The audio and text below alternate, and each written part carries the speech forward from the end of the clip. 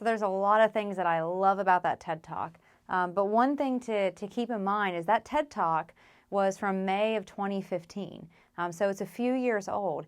And think about everything that's happened in our world, in our country, in our nation since that TED Talk first aired. I would say that, we're even more polarized now, right, than when we were whenever Celeste recorded this. So some really good points to keep in mind, but definitely ties into what we're talking about in this video around communication. So there's 3 types of communication that we want to cover. Number 1 is verbal communication, which is simply listening to a message and understand the meaning of that message, right?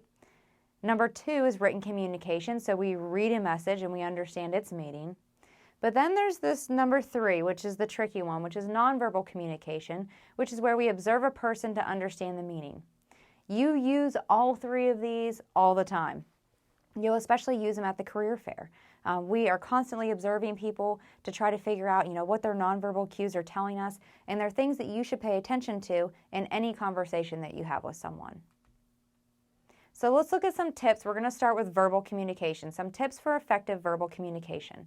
Like Celeste said in that TED Talk, remove all distractions. I started this a long time ago. When someone comes into my office, I hit Control-Alt-Delete and I lock my computer screen because I want to make sure that all of my attention is focused to that person.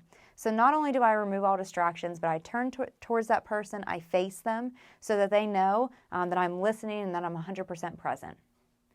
Slow down. It's not a race or an auction. I'm very guilty of this one. I come from the Northeast. I'm a Yankee. We talk very fast.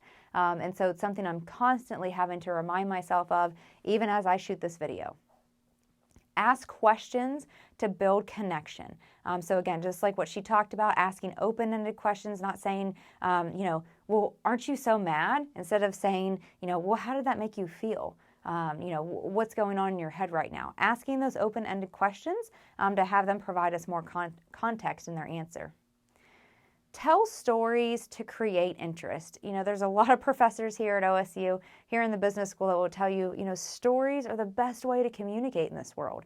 Telling those stories, and especially when it comes to interviewing for a job. We're going to talk more. We'll do some mock interview prep in this class, but the best way that you can prepare for an interview is to highlight and remember and record those significant stories that have happened to you, whether it was in a job or here at OSU.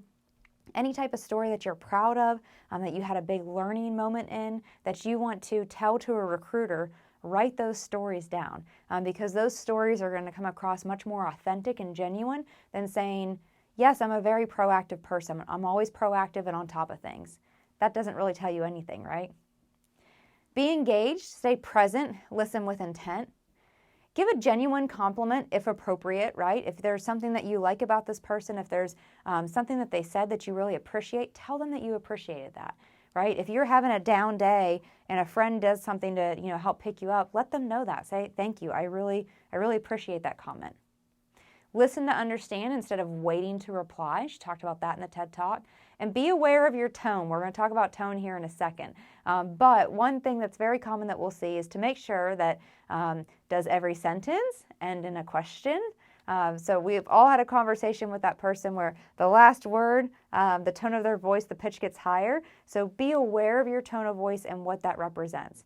So a couple of things on here. Marketing is no longer about the stuff that you make, but about the stories that you tell. And most people do not listen with the intent to understand. They listen with the intent to reply. So keeping those in mind when you're having that next conversation. Let's talk a little bit about tone. So don't use that tone with me. I'm going to read you one sentence, but I'm going to read it over and over and over, and I'm going to put an emphasis on a different word within the sentence. So the first one, I did not tell John you were late. I did not tell John you were late. I did not tell John you were late. I did not tell John you were late. I did not tell John you were late.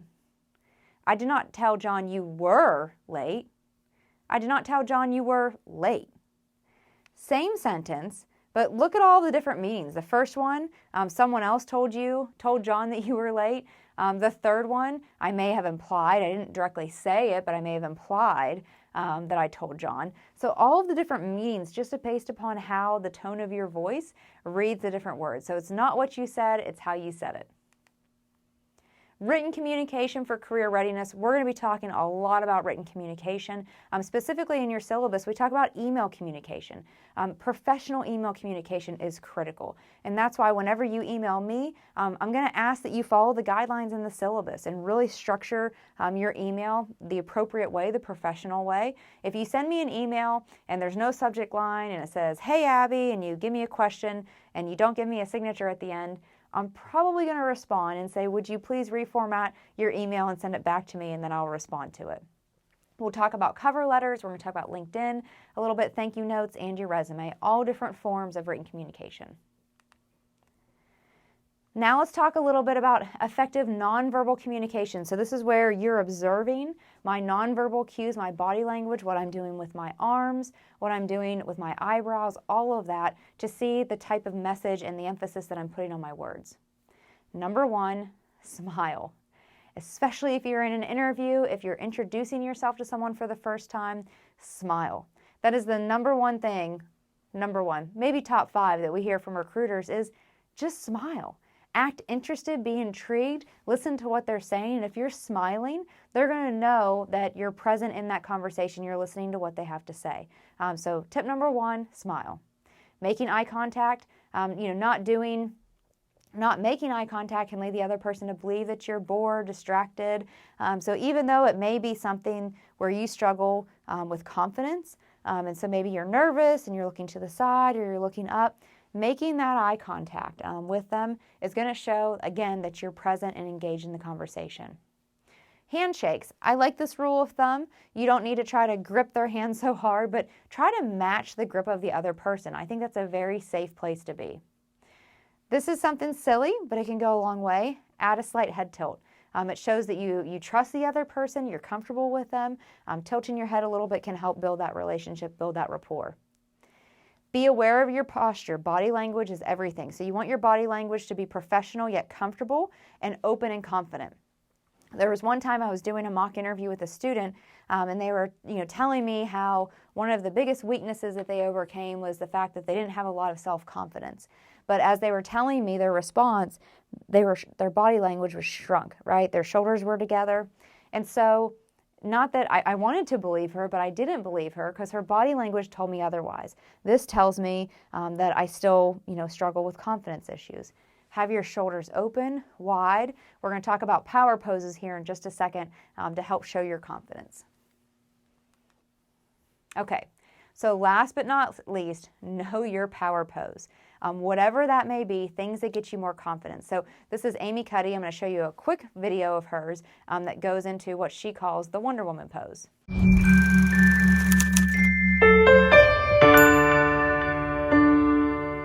When I was 19, I went with a couple of friends on a road trip to Missoula, Montana. My friend who was driving ran off the road and I flew out sideways. I landed on the highway and actually hit my head. After the accident, my earliest memories are in this head injury rehab ward. I felt exhausted, I felt different, I was confused, I was overstimulated by everything. My doctor said, "You're not likely to finish college." I was pretty crushed. I eventually started college again, but because I had been told that I wasn't supposed to finish, I did not feel like I deserved to be there or that I belonged there. I felt like an imposter. Even if I was doing well, I felt like an imposter. So I would walk onto campus and think, somebody else deserves to be here. I probably don't. So I better do everything that I can to make the most of this opportunity. And so I studied a lot. I worked really hard, and I finally finished. What interested me about social psychology was that I want to find a way to help people feel as powerful as they can feel as individuals. I don't define power as dominance over others. Power is feeling in control, feeling more enthusiastic, maybe even more authentic, instead of letting some more fearful self take over. I study body language and how we judge each other. Across the animal kingdom, powerful individuals adopt certain postures, and those postures are open, expansive, and they occupy space. I call those postures power poses. So in our experiments, we bring people in and we randomly assign them either high power poses or low power poses for just a couple of minutes. So they're standing, either like Wonder Woman, or they're standing in, this really low power pose, like maybe they're wrapping themselves up like this. Based on the research that we've done so far, if you had people stand in powerful postures, it would lead them to behave more powerfully, think in a way that's associated with power, to feel more powerful, and even to experience physiological changes that are consistent with having power. Those findings suggest that people can prepare for stressful situations by adopting one of these powerful poses for just a couple of minutes. And we do find that people who have adopted a high power pose before a job interview just do much better. You don't see how the different threads of your life come together sometimes, but to me it certainly seems clear now that my long and painful and mistake-ridden recovery is directly linked to my interest in power and powerlessness.